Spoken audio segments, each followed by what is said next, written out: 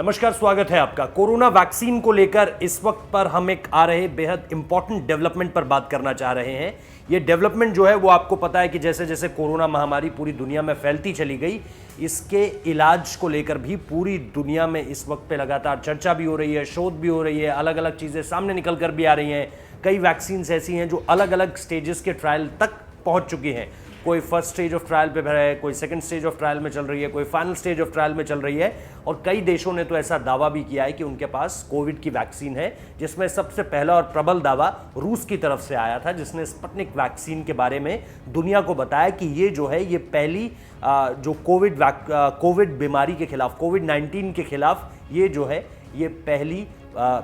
Official एक तरह से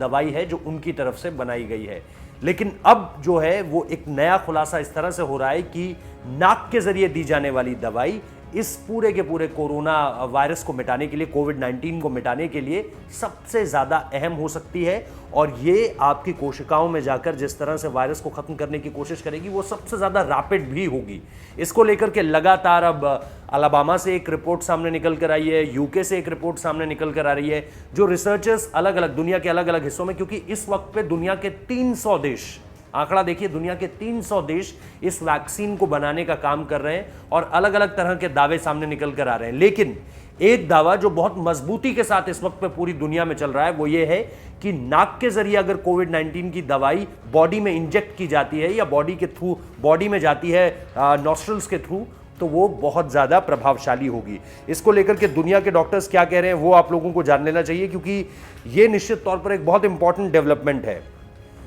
इसमें जो सबसे पहला बयान आया था वो इंपीरियल कॉलेज के डॉक्टर क्रिस च्यू ने कहा था कि हमारे पास सबूत हैं कि इन्फ्लुएंजा के टीके की दवा को नाक के जरिए देकर फ्लू से लोगों की रक्षा की जा सकती है। मतलब उन्होंने बताया है कि पहले जो इस तरह की वायरल बीमारियां होती हैं, जो कम्युनिकेबल डिजीज होती हैं या जिनमें हमारी बॉडी के अंदर वायरस चला जाता है, जिसमें उन्होंने इन्फ्लुएंजा का एग्जाम्पल दिया, और उन्होंने कहा कि उसके टीके को जब हमने नाक के जो उसकी जो दवाई थी उसको जब नाक के जरिए बॉडी की कोशिकाओं में प्रवेश कराया तो वो मच मोर इम्पैक्टफुल सामने निकल कर आया उसके बाद। तो ऐसे उदाहरण अब दुनिया की तरफ से सामने निकल कर आ रहे हैं। और ज़्यादातर जो शुरुआती वैक्सीन डेवलपर्स हैं वो भी यही कह रहे हैं कि इसको अगर आप नाक के जरिए बॉडी के अंदर ट्रांसफ़र करेंगे तो ये और जैसे इंजेक्ट करना होता है, जैसे कोविड की जो जितनी भी अभी तक आप देखें कि